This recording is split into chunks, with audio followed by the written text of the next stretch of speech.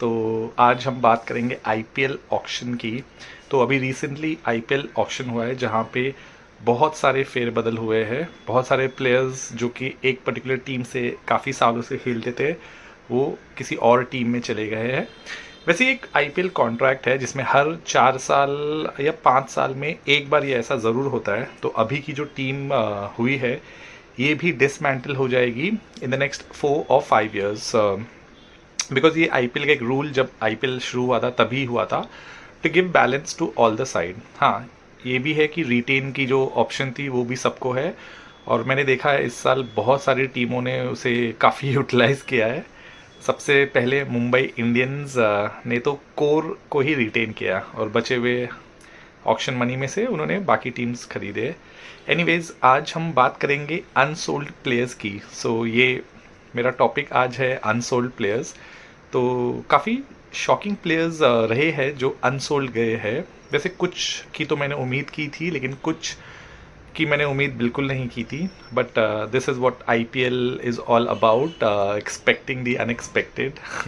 सो आज top 5 players की मैं बात करूंगा अनसोल्ड जो गए हैं, जो शायद किसी ने सोचा नहीं होगा, ज़्यादातर किसी ने सोचा नहीं होगा। तो सबसे पहले मैं बात करूंगा डेविड वार्नर की। I am David Warner fan, तो मैं थोड़ा पार्शियल रहूँगा because I still feel David Warner में अभी भी थोड़ा टैलेंट है to continue in the T20 arena. उनकी जो घातक बल्लेबाजी है, I been a fan of him. पर काफ़ी सरप्राइज मैं भी था डेविड वार्नर को जब किसी भी टीम ने ख़रीदा नहीं। मैं कुछ पॉइंट्स के बारे में बात करूंगा जो मुझे लगता है क्यों। सबसे पहले उनका जो प्राइस था 2 crore. Now see, we all know David Warner has been an explosive batsman, लेकिन अब मुझे लगता है 2 करोड़ उनका बेस प्राइस जो है वहाँ से शायद इट वाज जस्टिफाइड कि किसी टीम ने बोली लगाई नहीं, क्योंकि आपने देखा होगा हर टीम के पास रिटेन करने के बाद लिमिटेड अमाउंट ही बचे थे। तो डेफिनेटली वो लोग सोच समझ के लेंगे। ज़्यादातर हर टीम फ्यूचर के हिसाब से लेती है, ऐसे प्लेयर्स पे इन्वेस्ट करती है जो उनके पास लंबे समय तक होगा। और जहाँ तक आपने नोटिस किया होगा डेविड वार्नर का ग्राफ जो है वो नीचे जा रहा है। एक टाइम पे वो प्राइम में थे, उन्होंने आईपीएल भी जीताया था सनराइजर्स हैदराबाद को इन 2016। सो उस बात को 8 साल हो गए। तो ये सबसे बड़ा रीज़न रहा होगा उनके डाउनफॉल का। प्लस वो ऑस्ट्रेलिया टीम में भी नहीं खेल रहे। सो सी, ये भी अफेक्ट करती है। आपकी नेशनल टीम ने आपको निकाल दिया, मतलब आप ऑलरेडी आउट ऑफ फॉर्म है। सो ये रीज़न रहेगी डेविड वार्नर के। नंबर 2 पे मैं बात करूँगा 2 इंडियन प्लेयर्स की। मैं उनको साथ में क्लब करता हूँ क्योंकि वो दोनों मुझे एक जैसे लगते हैं, पृथ्वी शॉ एंड सरफराज खान। अभी इनकी कॉमन चीज़ यही है कि दोनों मुंबई से खेलते हैं। दोनों ही I would say explosive batsman है। एक शॉर्टर फॉर्मेट में, सरफराज लॉन्ग फॉर्मेट में। उन्होंने भी मैराथन रन किए हैं। लेकिन एक चीज़ जो इन दोनों को कंबाइन करती है वो है इनकी फिटनेस। और मुझे लगता है प्राइम रीज़न यही रहा होगा, बिकॉज जितना भी हम तारीफ़ कर ले उन्होंने इस फॉर्मेट में रन बनाया है, उस फॉर्मेट में रन बनाया है, as a team owner, as a fan, as a management, हम ये ज़रूर देखते कि आप कितने एक्टिव है फील्ड पे। सो मेरे हिसाब से मोस्टली सरफराज के ऊपर ये बात रही होगी, फिटनेस और प्लस इनकन्सिस्टेंसी जो उन्होंने दिखाई थी पिछले सीरीज़ में against New Zealand. After scoring 150 he hardly showed any impact. Prithvi Shaw का भी फिटनेस यहाँ पे है, लेकिन फिटनेस से ज़्यादा उनका जो है वो डिसिप्लिन इशू रहा होगा। बिकॉज जैसा कि हमने देखा काफ़ी टाइम पे उनको फ्लैग किया गया इस बारे में, और रिसेंटली कुछ वीडियो भी उनके वायरल हो रहे थे बर्थडे पे, विच शोज़ कि उनको कुछ फ़र्क नहीं पड़ रहा है। अगर वार्निंग मिलने के बाद उनकी ऐसी वीडियोज आती थी कि वो प्रैक्टिस कर रहे हैं, वर्किंग ऑन हिज फिटनेस, तो अलग बात होता था। पर ये तो ऐसा लग रहा है कि वो मैनेजमेंट को ही चिढ़ा रहे कि आप जो भी बोलो, मैं तो अपनी मज़े वाली लाइफ जीऊँगा। सो ये 2 का भी अनसोल्ड रहना आई वोंट से सरप्राइजिंग या शॉकिंग था, बट एक्सपेक्टेड था। सो उसके बाद तीसरे नंबर पर मैं बात करूँगा स्टीव स्मिथ। सो जो भी रीज़न मैंने डेविड वार्नर के लिए बताई थी, स्टीव स्मिथ के लिए भी वही लागू होती है।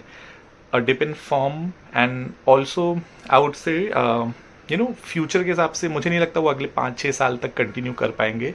तो कोई भी टीम यही देखेगी कि if I am investing in a player, वो कितने साल तक मेरे साथ रह सकता है। सो कंट्रोवर्सी भी स्टीव स्मिथ के साथ हुई थी, कुछ साल पहले, पर ज़्यादा रीज़न यही होगी उनका जो फॉर्म है, और वो काफ़ी टीम्स के लिए खेल चुके हैं स्टीव स्मिथ। सो कोई एक टीम के साथ उनका ना लॉयल बेस बना नहीं था, जैसे डेविड वार्नर का बना था हैदराबाद के साथ।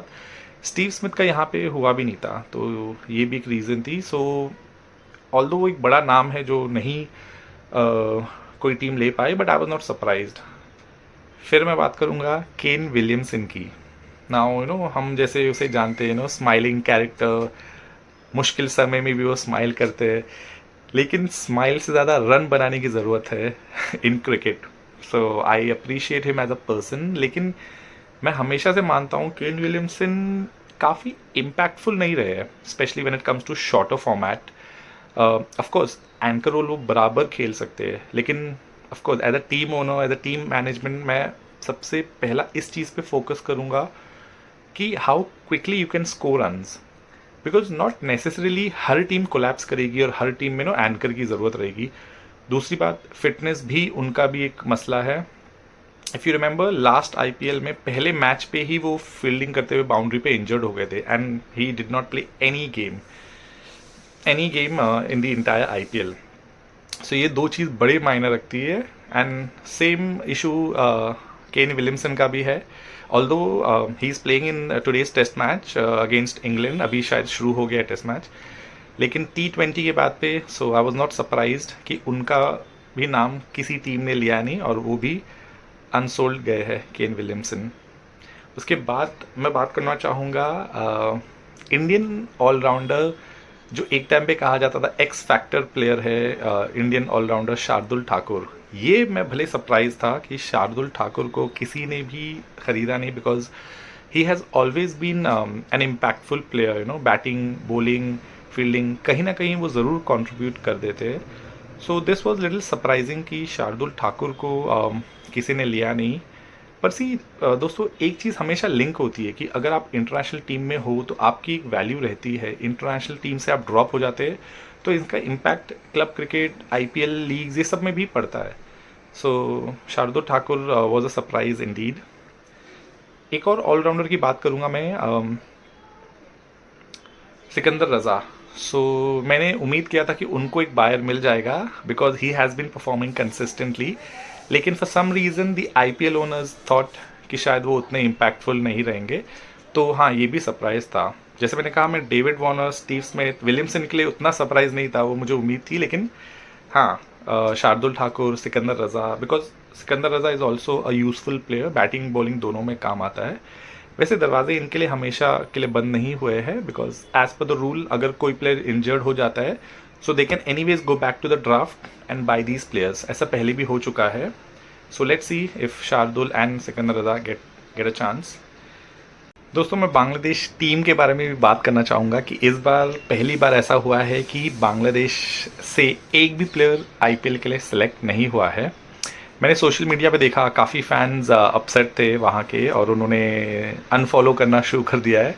तो मेरा ये मैसेज है उनको कि आईपीएल जो है एक बहुत ही प्रोफेशनल टूर्नामेंट है, तो यहाँ पे कुछ ऐसा डिसाइड नहीं होता है कि हम इस कंट्री के प्लेयर्स को नहीं लेंगे, except for of course India Pakistan का अलग मसला है, क्योंकि हर सीज़न में कोई ना कोई प्लेयर खेल रहा था। अभी अगर बांग्लादेश टीम की मैं बात करूँ, उसमें शाकिब अल हसन का नाम था जो अनसोल्ड गए, मुस्तफिजुर रहीम का था। अभी सेम चीज़ इन पे भी लागू होती है। आप इमेजिन करो, डेविड वार्नर, केन विलियमसन के नहीं हुआ तो शाकिब भी बहुत ही डाउनफॉल है। वो बहुत साल से खेल रहे हैं as an allrounder and he has been a terrific allrounder, लेकिन अब उनमें वो बात नहीं रही कि कोई आईपीएल टीम उनमें इंटरेस्ट दिखाए। सेम विथ मुस्तफिजुर रहमान, वो कटर स्लोअर से जब वो इस्टेब्लिश हुए थे काफ़ी नाम हुआ था और आईपीएल टीम्स ने ली भी थी, Mumbai Indians, Chennai, I think Delhi या राजस्थान के लिए लास्ट खेले। बट इमेजिन, हर प्लेयर का एक फॉर्म जब नीचे जाता है तो वो प्रोफेशनली टीम नहीं लेती है। सो इसमें इमोशन, इतना इमोशनल होना I don't think so is right. और आई थिंक इस बार एक प्लेयर था Rashid Hussain, I think that leg spinner. हाँ, वो एक तरह का शायद कट कर सकता था टीम में, बट वो अनसोल्ड वो भी गए। Now imagine Adil Rashid from England, वो भी अनसोल्ड गए हैं। सो उनसे तो बेटर ही थे Adil Rashid. So please be little practical, it's better to improve the quality of players. Bangladesh में डोमेस्टिक क्रिकेट से अगर कोई ऐसा क्वालिटी ऑफ प्लेयर हो जो आगे बढ़े तो ऑफ कोर्स आईपीएल में उसको भी चांस मिलेगा। लिटन दास भी एक प्लेयर है जो काफ़ी अच्छा खेल रहे थे, लेकिन उन्होंने भी कुछ खास किया नहीं, so there was no reason for any of the teams to buy them. So मेरा ये मैसेज यही है कि डोंट बी इमोशनल, थोड़ा प्रैक्टिकल सोचो। अब अफगानिस्तान टीम को देखो, एक से एक प्लेयर वहाँ से आ रहे हैं and they all are getting selected in the IPL, और काफ़ी सिलेक्ट नहीं भी हो रहे हैं। तो anyways this was the analysis of all the unsold players. और भी कुछ प्लेयर्स थे जिनके बारे में बात करनी थी। Umesh Yadav, Mujeebur Rahman, Mayank Agarwal was a surprise, Piyush Chawla, पुराना चावल जैसे कहते हैं, चेतन सकरिया भी सरप्राइज थे। तो ये सारी लिस्ट थी अनसोल्ड प्लेयर्स की। So bad luck to them, but जैसे मैंने कहा कि अभी भी एक दरवाज़ा खुला है, द डोर इज़ अजार। कभी कोई इंजर्ड हो गया तो I am sure they will get a chance. बाकी best of luck to all those who are selected and let's hope इस बार आईपीएल धमाल रहे and hope you all enjoy.